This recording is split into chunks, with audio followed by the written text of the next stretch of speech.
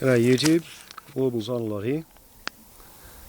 I'm standing on top of the northwest ridge of Hinkler Hill and you're looking due east. Now,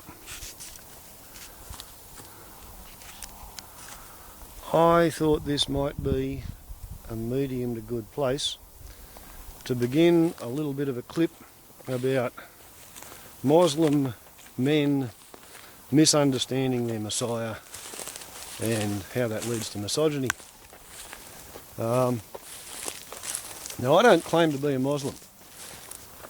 I've never been educated as a Muslim. I've sort of picked it up as I've gone along, listening to Radio National's various religion broadcasts, and while we've got the light favourable to it, I thought I'd give you a bit of a 360. But anyway, I've picked up a few ideas on what people think about Islam and what Islamic people of various kinds say they think about the rest of the world. And my understanding is that 1400 years ago, a fella called Muhammad arose on the Arabian Peninsula. And Muhammad taught the Arabs that there was only one God. There was not a large number of gods. There was one God. And Muhammad said to the Arabs that he was one of a long line of prophets, and that anybody who wanted to pay attention to what he was teaching was going to have to pay attention to the teachings of all the previous prophets that he was following in the tracks of. So that meant if you wanted to be a Muslim and follow Muhammad's teachings, then according to Muhammad you had to follow the teachings of Jesus.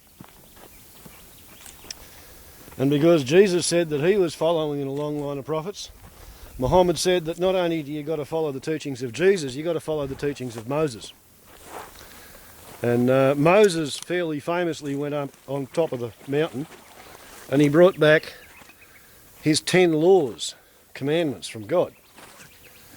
And prominent among those 10 laws was thou shalt not kill. There were other commandments. Thou shalt not commit adultery, thou shalt not covet, thou shalt not bear false witness, thou shalt not worship graven images. Now, a graven image is a likeness of a god. Some symbolic artefact made by humans which can receive prayerful adoration in the hope of securing divine intervention. Now, on that side of me we have the not grazed side. On this side we have the country that's run by a bee farmer who adjusts cattle. This has been grazed, that is not.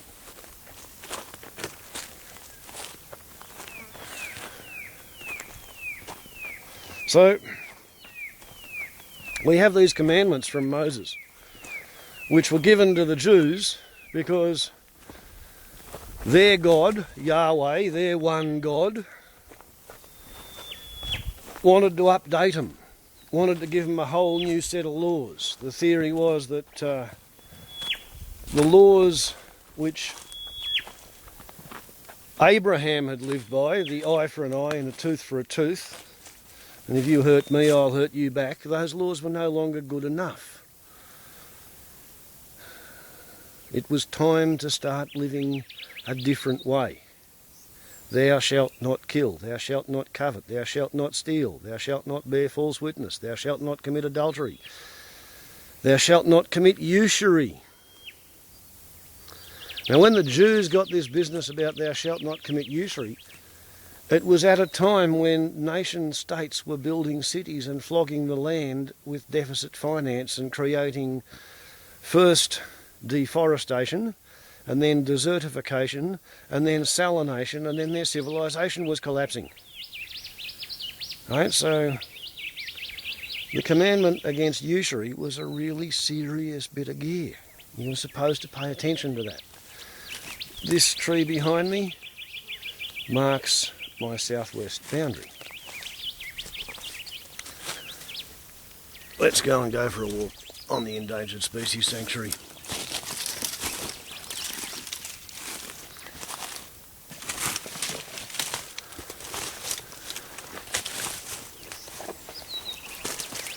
Now,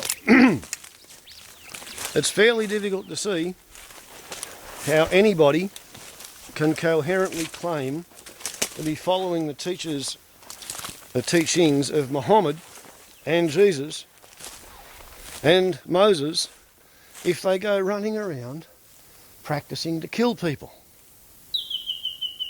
It's just not on. The theory is you're supposed to put so much faith and trust in your God theory that you don't need to worry about threats of violence. See, there's a surveyor's mark. I'm actually walking my unfenced boundary. You don't need to be afeared if you've got a powerful God theory. It's only if you've got a powerless God theory that you need to make graven images, to construct idols, to pray and build rituals to the idols.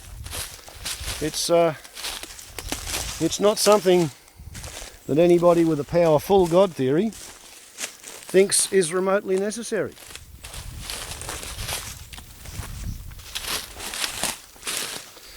But I would submit that if somebody is paying lip service to what they have been raised to believe is a powerful God theory, and they are aware that they're not actually living their God theory in day-to-day life, if they are treating their God as an idiot, if they're treating their God as somebody who can be bullshitted to day after day after day by people who go to the church or to the mosque or to the synagogue and they make noises with their mouths and they play with their God theory for an hour a day a week, and the rest of the time they live as if their God theory is a fool. That would have to work on them. It would have to make them behave as if they really could not trust their God theory. They would have to take personal responsibility for all the things that anybody who has a powerful God theory can usually rely on. So, if somebody knows that they're not keeping the rules of their God theory, and they see somebody else publicly questioning the God theory, vilifying the God theory, laughing at the God theory, mocking the God theory, the person who says they believe in it, but doesn't actually behave as if they believe in it, would they not be among the most vocal, among the most forthright in paying lip service to the God theory that they don't actually live the tenets of? Wouldn't that be a likely proposition? So, you find that people who trust their God theory to keep them safe, they can cope with having somebody, an unbeliever perhaps, say horrible things about the God theory. Because the true believer, they accept that their God theory knows more than they do. Now,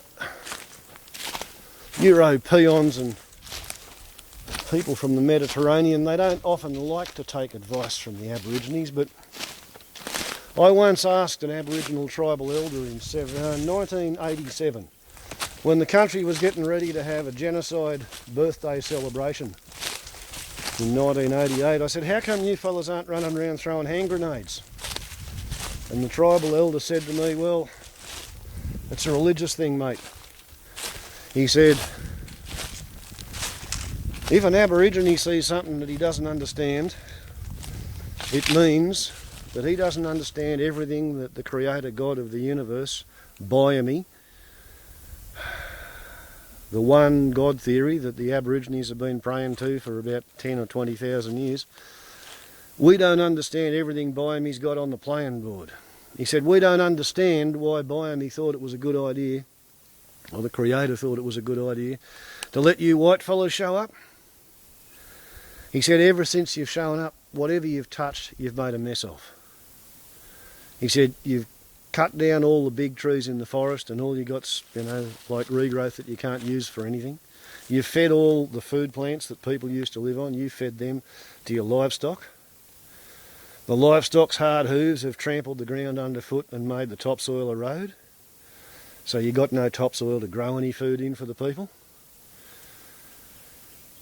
He said, you've killed all the fish in the ocean and in the rivers and you filled the rivers with dirt. The topsoil that you eroded off the country. He said, everything you've touched, you've made a mess of. But that doesn't mean that it's our job as Aborigines to get rid of you, because we didn't put you here. We don't understand what the Creator God of the universe has got in mind, but we're going to be very surprised if you fellas are still around in another 200 years, because of the mess you've made in the first 200 years.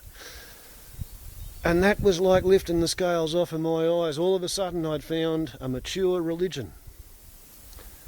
And the longer I've looked at the Aboriginal religion, the more impressed I've been.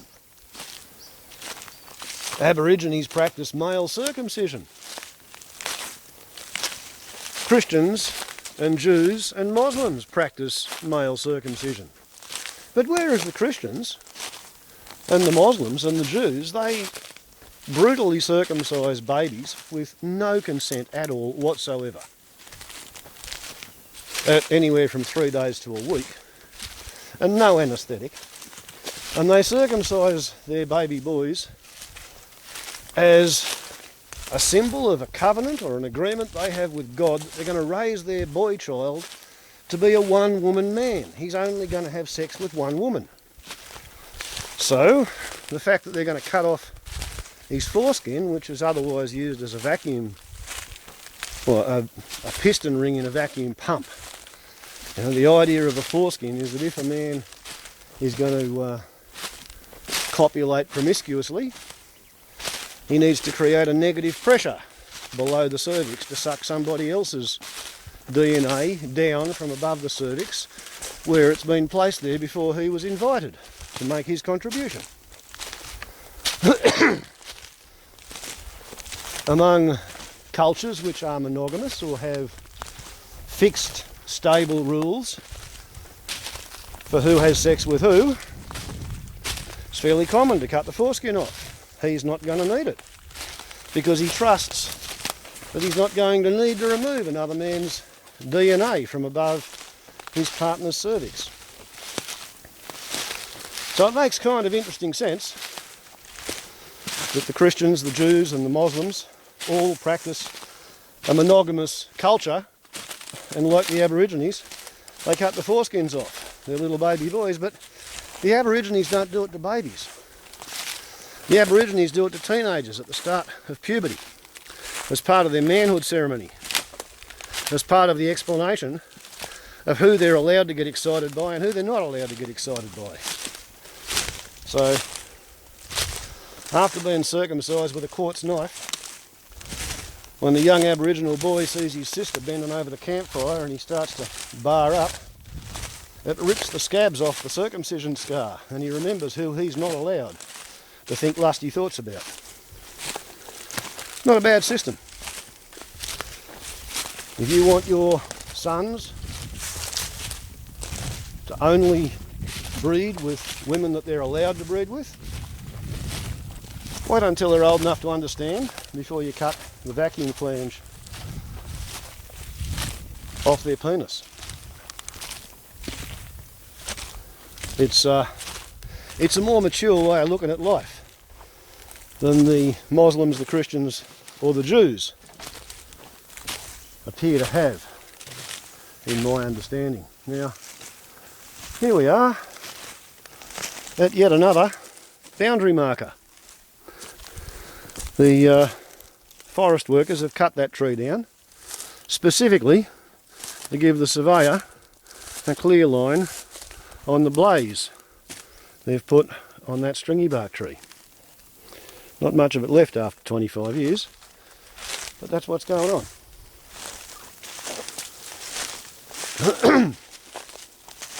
So, when we come down to the issue of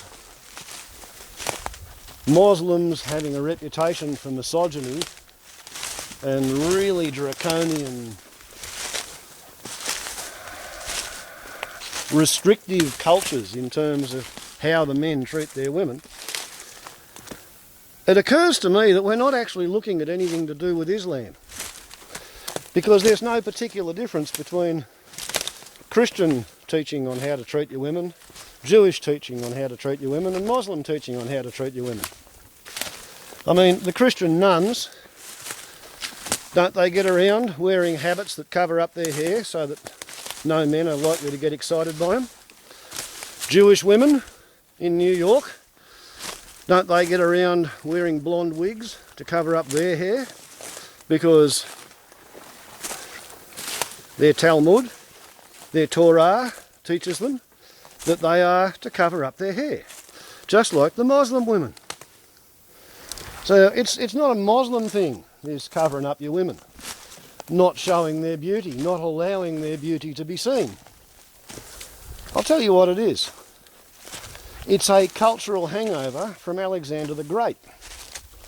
Everywhere that was conquered by Alexander the Great, 2,000 years later, 3,000 years later, they still cover up their good-looking women in case the conqueror notices them, because the women of the conquered always submit, and the only way to stop them from submitting when they're about to be raped at sword point or rifle point or drone point is for them not to be seen. So that's why the coincidentally Muslim countries, although Greece is not a Muslim country, and I've tried to date a Greek Australian's daughter, they like keeping their women covered up too. Anybody who comes from a country that has a history of being conquered by Alexander the Great, they treat their women like chattels. Property. Something owned by the men. It's a bit of a sad situation, but there it goes. Now, oh look, I'll take you over and show you this. This land that we're walking on, took me a while to figure out the name for it, but Waylard Kurrajong Budraldoon.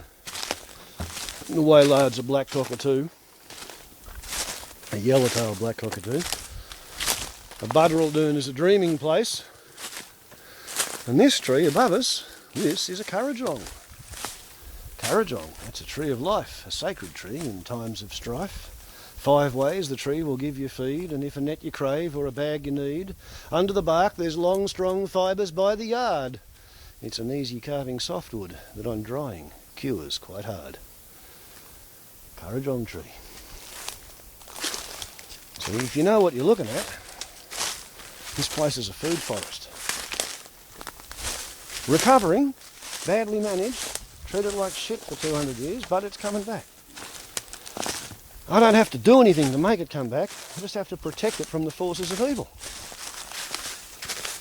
A bit like a Muslim with his women. He doesn't have to do anything to make them pretty, he just has to protect them from the forces of evil. Sadly, that idea has run amok.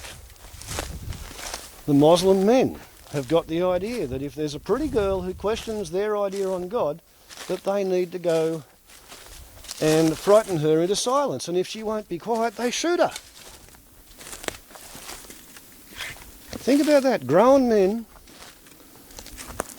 whose God theory is so imperilled that they would shoot a young girl. And the case I'm thinking of is a 14-year-old Pakistani girl shot by the Taliban. All for telling the truth. She didn't tell any lies about the Taliban. She told the truth. She told truths that the big, brave, strong men couldn't face having told about themselves. And because she told the truth about the Taliban, they hired gunmen to kill her. And after shooting her twice, when she survived that, fairly miraculously, they decided they would have another go. They're not listening. They're not listening to me. They're not listening to anybody in the West. They're not listening to their own women. They're not listening to their God theory. They are listening to their fears. They are listening to their humiliation.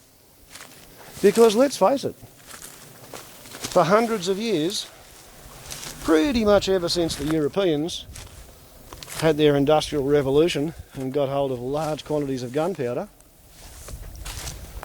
the Moslems have had a pretty rough trot. They have not been masters in their own lands, they've been exploited.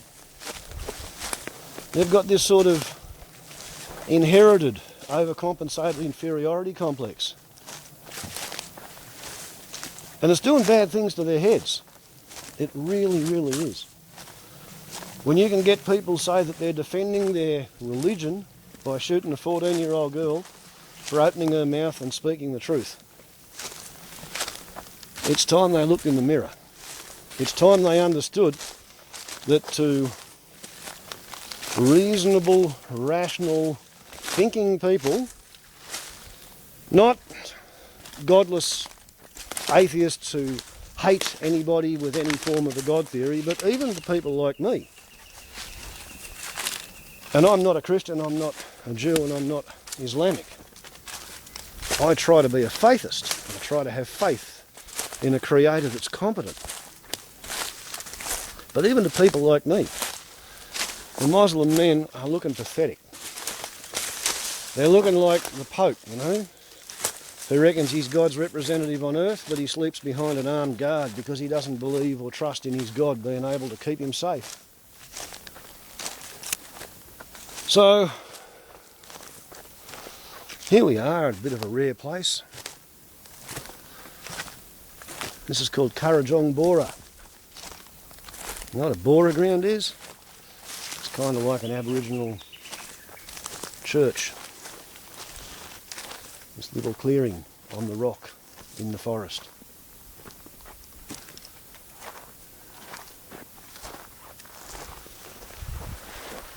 Hasn't had a ceremony here for 200 years. We're only just starting to get tea tree coming up.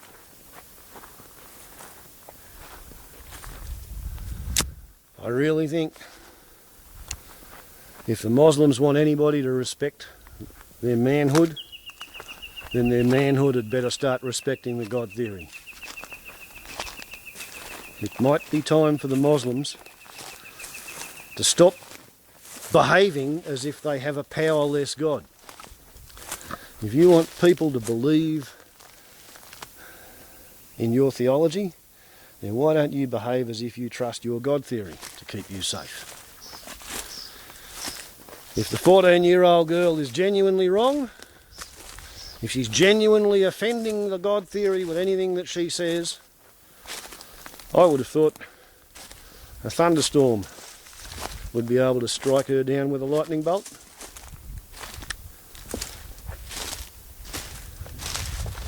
In any powerful God theory. I would have thought that anybody who picks up any weapon and takes it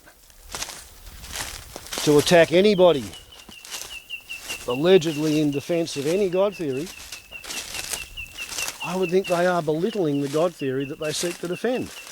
And I would suggest that it's absolutely perfectly clear. It doesn't take a genius to see it. You've either got a God theory that's worth a pinch of shit to the compost heap, or you've lost the point. There may have been a God theory worth paying attention to once upon a time, but somewhere between the revelation and the modern practice, if you have to pick up a gun to defend your God theory, then you've lost the plot. And to any God theory that preaches peace, love, brown rice and alfalfa sprouts, be nice to each other, trust in the Lord,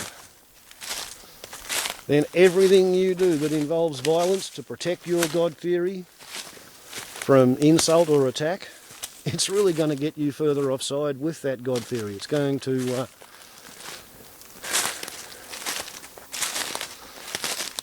to guarantee your place in hell.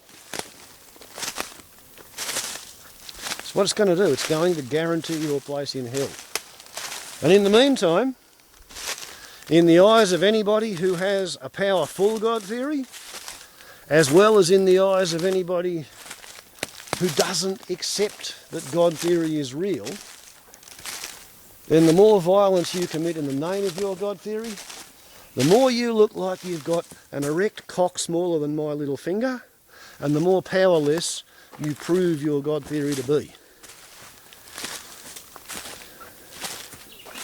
And I say this to the Jews who hide behind 200 nuclear weapons, because they don't trust their God theory to keep them safe from the Arabs.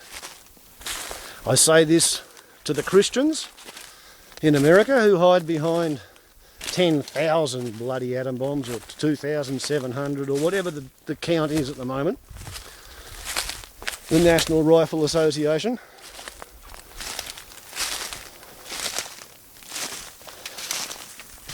All the people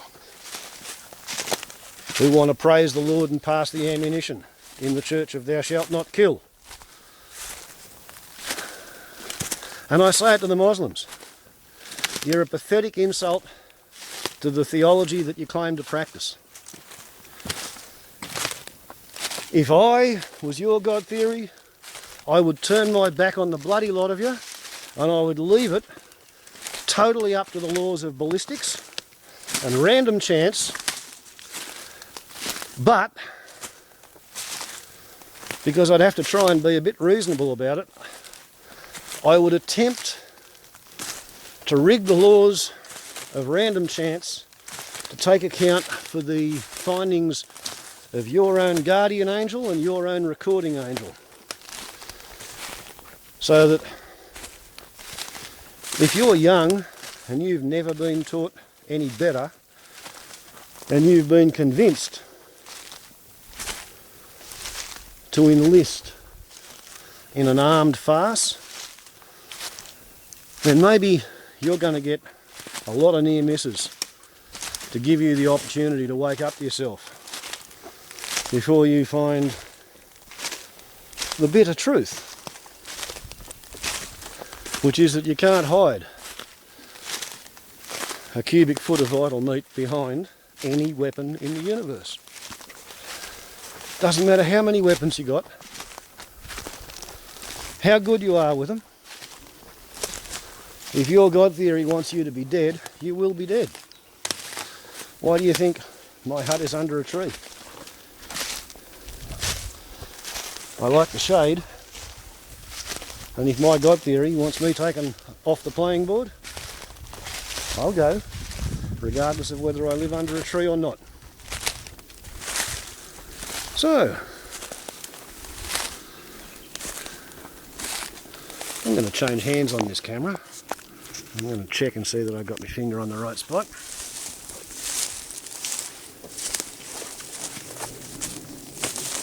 I would have to say, speaking as the fool on the hill, hi Swampy, that we appear to be approaching an interesting nexus. We're coming up to a point in time when the petroleum is about to get difficult to continue to resupply. The economies, which are dependent on cheap petroleum, are about played out of all their other resources. We are now harvesting the whirlwind that our ancestors sowed over 5,000 years ago when they were told, "Thou shalt not commit usury." And let's not forget, it was Muhammad who said, paying interest is a bad idea because it means that a man works himself to an early grave and leaves a debt and a desert to his children, and they have no choice but to borrow more money from the usurers and create a bigger desert. Usury wrecks the land. Instead of having 3 years production and 2 years rest, fallow, if you're paying 10% interest over 10 years, you have to harvest the land 11 times in 10 years.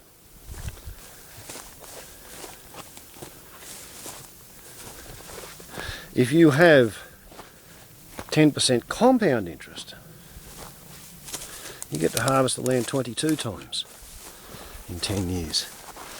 And you construct your desert a whole lot faster. So,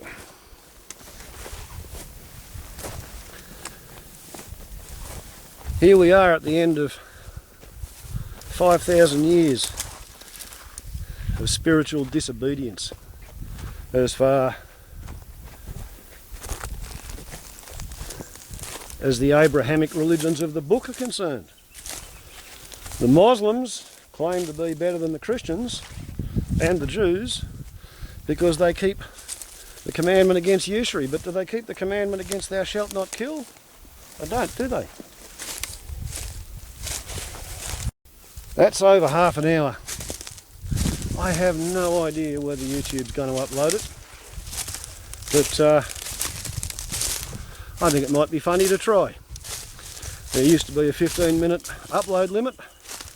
I have been known to upload 18 minutes. Let's see how we go with just over 30. In the meantime, if you see something you don't understand, it doesn't mean that your God theory is an idiot. It means you don't understand everything that's on the playing board. So sit on your hands and stop trying to fight to make the world peaceful. You can't fight for justice. You can only fight against justice. You can't fight for God theory. You can only fight against God theory. It's really that simple. It's really that simple. You can't fight for God. Not possible. It's not how it works. Warbles on what the YouTube. Ciao.